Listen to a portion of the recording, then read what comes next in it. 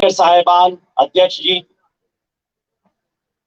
मैं आपके सामने हमारे वरिष्ठ नेता आदरणीय बलबीर सिंह राजेवाल जी ने जो प्रस्ताव रखा है उसका समर्थन करने के लिए खड़ा हुआ हूं। मोदी सरकार के खिलाफ अविश्वास। अध्यक्ष महोदय, यह अविश्वास मेरा नहीं है। मैं तो छोटा सा 4 एकड़ का किसान हूं, इससे ज्यादा जमीन नहीं, पंजाब वाले हंसेंगे। अविश्वास सिर्फ इन 200 लोगों का नहीं, हम इस हर व्यक्ति के पीछे गांव में हजारों लोग हैं। इस हर किसान नेता के पीछे उसकी जथेबंदी के हजारों लाखों लोग हैं।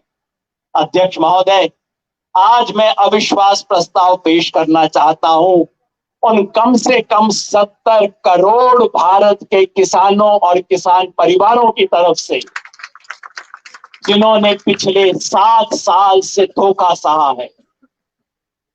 मैं बात सिर्फ 3 कानूनों की नहीं करूंगा, उसके बारे में हमसे पहले बहुत सीनियर साथी बोल चुके हैं। मैं बात सिर्फ पिछले 2 साल की भी नहीं करूंगा, बात सिर्फ इस एक आंदोलन की भी नहीं करूंगा, मैं 7 साल की बात करूंगा। 2014 में इस देश के किसान ने, मजदूर ने, गरीब ने बड़ी उम्मीद लेके इस सरकार को कुर्सी पे बैठाया था। पिछले 7 साल में उसके साथ क्या हुआ है? अध्यक्ष जी, आपकी अनुमति से मैं 7 अभियोग लगाना चाहता हूं। जब कोई मुजरिम अदालत में खड़ा होता है तो उसके खिलाफ चार्जशीट दायर की जाती है। चार्जशीट में बताया जाता है तुम्हारे खिलाफ ये अभियोग है, ये अभियोग है, ये अभियोग है। इसी तरह से आपकी इजाजत से मैं मोदी सरकार के 7 साल के बारे में इस पे 7 पॉइंट की चार्जशीट पेश करना चाहता हूं। 7 साल 7 पाप। पहला, फ्रॉड, झांसा देना। इस सरकार ने किसानों के साथ इतिहास में सबसे बड़ा फ्रॉड किया है और उस फ्रॉड का नाम है डबलिंग ऑफ फार्मर्स इनकम। किसानों की आमदनी डबल होने वाली है। इससे बड़ा फ्रॉड इस देश में पिछले 70 साल में कभी नहीं हुआ। किस तारीख से डबल होने वाली थी? 28 फरवरी 2016 को इस प्रधानमंत्री जी ने घोषणा की थी कि बस चिंता ना करो, 6 साल के अंदर डबल होने वाली है इनकम। 27 फरवरी 2022 को वो मियाद खत्म होने वाली है। 5वां साल शुरू हो चुका है। अध्यक्ष महोदय, मैं पूछना चाहता हूं इस सरकार से, इसके मंत्रियों से, इसके संतरियों से और इसके दरबारियों से, मुझे कोई शख्स इस बात का आंकड़ा बता दे कि आपने 6 साल में डबल करनी थी, 5.5 साल हो गए, अब तक कितनी बढ़ा दी आपने? मुझे डबल इनकम नहीं चाहिए, मुझे सिर्फ आंकड़ा चाहिए। आज तक इस सरकार का कोई मंत्री, कोई शासक आंकड़ा नहीं दे पाया है हुजूर, क्योंकि आंकड़ा है ही नहीं, क्योंकि कुछ दिखाने को है ही नहीं। अगर इन्हें 7-6 साल में डबल करनी थी, ये सरकार की अपनी रिपोर्ट है, डबलिंग ऑफ फार्मर इनकम की कमेटी थी। अगर 6 साल में डबल करनी थी तो ये रिपोर्ट कहती है कि हर साल 10.5% इंक्रीज होना चाहिए था, 10.4%। और हुआ कितना है? सरकार का अपना इकोनॉमिक सर्वे, ये सरकार के आंकड़े हैं जी, चार्जशीट सरकारी कागजों पे होती है।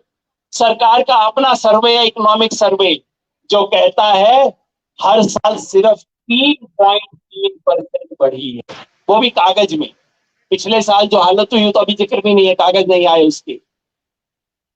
और इससे पहले मोदी जी कहते थे ना, अब तक किसान बड़ा स्लो हुआ है, अब तक किसान के साथ अच्छा काम नहीं हुआ, वो मैं सहमत हूं। और कहते थे अब देखो गाड़ी में किस स्पीड से चलाऊंगा। अध्यक्ष महोदय, इस सरकार के आने से पहले 10 साल में किसान की आमदनी 4.5% के हिसाब से बढ़ी।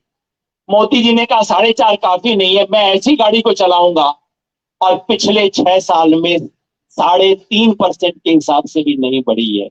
इससे बड़ा फ्रॉड इस देश में कभी नहीं हुआ। ये मेरा पहला चार्ज है, पहला अभियोग है इस सरकार पे। दूसरा अभियोग है कि सरकार ने वायदा खिलाफी की, विश्वासघात।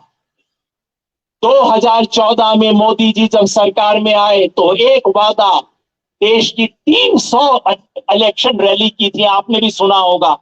हर रैली में बोलते थे किसान को लागत का 1.5 गुना दाम दिलवाऊंगा, स्वामीनाथन कमीशन लागू करवाऊंगा। और क्या किया? सत्ता में आते ही बोनस बंद किया, शांता कुमार कमेटी बना के एफसीआई बंद करने की साजिश की, सुप्रीम कोर्ट में हलफनामा दिया कि 1.5 गुना बढ़ाने वाली बातें ही गलत है, ऐसा तो हो ही नहीं सकता। सरकार अपने मैनिफेस्टो के खिलाफ सुप्रीम कोर्ट में हलफनामा देती है।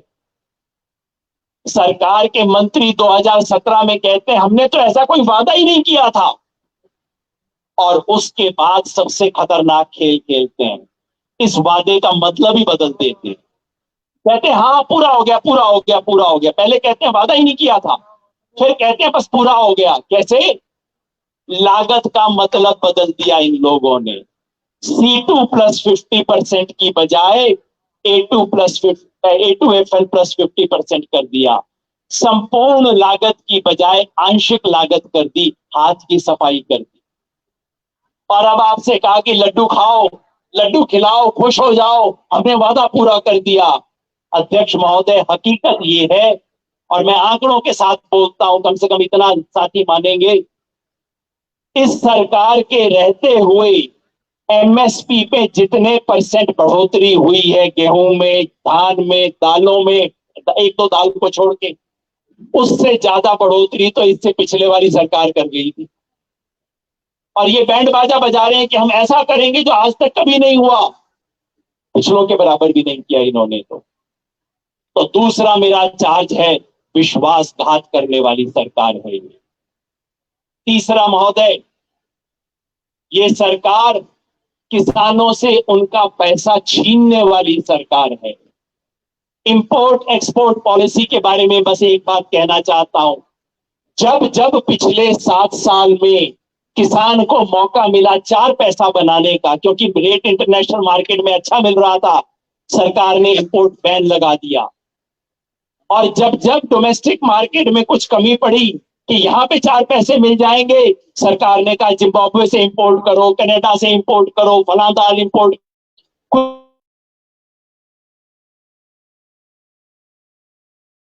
किसान के साथ नहीं है। जब किसान को 4 पैसे मिलने लगते हैं तब रेस्ट्रिक्शन लगा देते हैं। और नतीजा क्या हुआ? सन 2013-14 में जब ये सरकार आई, उस टाइम हमारा एक्सपोर्ट हमारे इंपोर्ट की तुलना में 1,59,000 करोड़ रुपया ज्यादा था। 1,59,000 करोड़ रुपया सन 2013-14 का मामला है। 7 साल में कितना होना चाहिए था? 2 लाख करोड़ का फायदा, 3 लाख करोड़ का फायदा। नहीं जी, सन 2019-20 में ये घट गया है, अब सिर्फ 1 लाख करोड़ का फायदा बच गया। बढ़ाने की बजाय घटा रहे हैं हर चीज के अंदर। आलू के किसान यहां बैठे होंगे, दाल के किसान बैठे होंगे, वो जानते हैं उनके साथ क्या क्या धोखा हुआ। तो तीसरा सवाल था छीनने का, तीसरा आरोप लगाता हूं मैं। चौथा आरोप है लागत का। सरकार ने वादा किया था कि हम किसान की लागत घटाएंगे। हुजूर, जिस दिन मोदी जी ने सत्ता ग्रहण की थी, उस दिन अंतरराष्ट्रीय बाजार में तेल का दाम था $106 पर बैरल, और आज का अखबार में लेके आया हूं, उसके हिसाब से $70 है।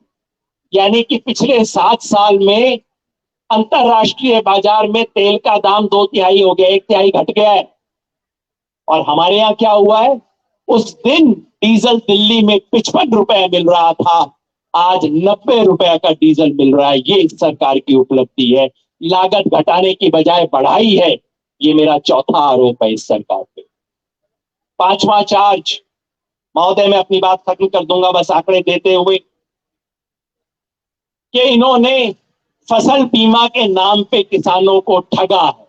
जितने किसान बैठे हैं सब जानते हैं ये सबसे बड़ा ठगाई का धंधा है फसल बीमा योजना। किसानों को सबको पता है क्या क्या हुआ है फसल बीमा के नाम पे। जब फसल बीमा योजना शुरू की तो इस देश के प्रधानमंत्री ने कहा हम ऐतिहासिक काम करने वाले हैं। ऐतिहासिक से कम तो करते नहीं कुछ भी। कि आज तक सिर्फ 23% किसान कवर हो रहे थे इंश्योरेंस में, हम देखो 2 साल में 23 को बढ़ा के 50% कर देंगे। महोदय मेरे पास साल साल का किस्सा सुनाने का टाइम नहीं है, पर मैं आपको पिछले साल का आंकड़ा बता देता हूं। देश 23% पे खड़ा था 2015 में। इन्होंने कहा 23 तो बहुत कम है, 23 को बढ़ा, और आज 23 से कहां पहुंच, बढ़ने की बजाय उल्टा वापस खुद इनकी गुजरात की सरकार ने कहा है कि फसल बीमा योजना हम लागू नहीं करेंगे, इससे हमारा पेड़ छुड़ा दो। 5वीं बात, ये सरकार ने आपदा, जब जब किसान पर आपदा आई, ये तो सिर्फ सरकार ही नहीं, पुराने जमानों के राजा महाराजा भी ये काम तो कर दिया करते थे कि जब आपदा आई तब किसान के साथ खड़े हो जाते थे। महोदय मैंने खुद वो सीन देखे। मराठवाड़ा से बुंदेलखंड की पैदल यात्रा हम लोगों ने की थी, मैं उसमें शामिल था। मैं उस गांव में गया महोदय जहां बुंदेलखंड में एक औरत ने मुझे कहा, मैंने उसकी रसोई में जाके पूछा बहन जी दाल नहीं बनाई? कहती नहीं बनाई थी, वो सावन के महीने में मैंने दाल बनाई थी पाव ला। ये हालत थी। और उस समय ये निष्ठुर सरकार खड़ी थी सुप्रीम कोर्ट के अंदर ये कहने के लिए कि हो जाए सूखा जी, हमारा इससे कोई लेना देना नहीं, स्टेट गवर्नमेंट का काम है, हम नहीं करेंगे, लिख के कहा। सुप्रीम कोर्ट ने उस समय बेंच थी जस्टिस रामन्ना जो कि आज सीजेआई है, उसने कहा शतुर्मुर्ग जैसी सरकार है। सुप्रीम कोर्ट के शब्द मेरे नहीं है, ये शतुर्मुर्ग जैसा काम करते हैं। आपदा आई, सूखे की, मंदी की, और आपदा इन्होंने लाई, नोटबंदी की, और पिछले साल लॉकडाउन के नाम पे देशबंदी की। हमदर्दी नहीं है, बेरहम सरकार है। छठी बात कि ये सरकार, सॉरी 7वीं बात, काउंटिंग में गड़बड़ हो गई थी। 7वां सवाल कि ये सरकार अहंकार में डूबी हुई, और उसका अगर कोई एक नमूना है तो ये 3 कानून है। सरकार क्या कह रही है, किसानों को पता नहीं अपना हित क्या है जी, हम इनका फायदा करना चाहते हैं, इन्हें पता नहीं इनके लिए क्या अच्छा है, हम बताएंगे क्या अच्छा है। किसानों को समझ नहीं है, अकल नहीं है, बच्चे हैं। अंग्रेज भी हिंदुस्तानियों के बारे में यही कहते थे कि इन्हें पता नहीं कि इनका फायदा नुकसान क्या है, हम इनको बताएंगे। हुजूर आज उसको जवाब देने के लिए किसान सड़क पे आ गया है। आज इस देश का किसान एक आवाज में कह रहा है, जमीन का किसान कह रहा है, बटाईदार किसान कह रहा है, ठेके पे काम करने वाला किसान कह रहा है, खेती का मजदूर कह रहा है, मछुआरा कह रहा है, मुर्गी पालन करने वाला कह रहा है, सब एक शब्द में कह रहे हैं, नरेंद्र मोदी किसान विरोधी। ऐसी किसान विरोधी सरकार पे इस देश के किसान का विश्वास उठ गया है। एक जर्मनी में कविता किया करते थे, थिएटर के करते थे, बर्टोल्ड ब्रेक्ट नाम था।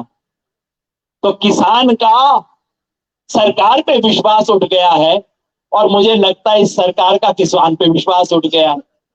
तो बड़ा सीधा काम है जी, किसान अपनी नई सरकार चुन ले और ये सरकार अपनी नई जनता चुन ले। हिंदुस्तान की जनता तो इनके लिए मुफीद है नहीं, कि जर्मनी वाले हैं वैसे भी। तो किसान अपनी नई सरकार चुने और ये सरकार कहीं जाके अपने लिए नई जनता चुन ले। अब यही एक रास्ता बाकी है। यही कहते हुए मैं इस अविश्वास प्रस्ताव का समर्थन करता हूं और आप सबसे अनुरोध करता हूं कि हम इस अविश्वास प्रस्ताव को पास करें। मेहरबानी। धन्यवाद योगेंद्र जी। इससे पहले के युद्धवीर जी कहे विश्वास के मत के बारे में अपना सपोर्ट करें। मैं ಹೆಚ್ಚಿನ ವಿಡಿಯೋಗಳಿಗೆ ಪ್ರತಿಧ್ವನಿ ಯೂಟ್ಯೂಬ್ ಚಾನೆಲ್ ಸಬ್ಸ್ಕ್ರೈಬ್ ಮಾಡಿ, ಬೆಲ್ ಐಕಾನ್ ಕ್ಲಿಕ್ ಮಾಡಿ.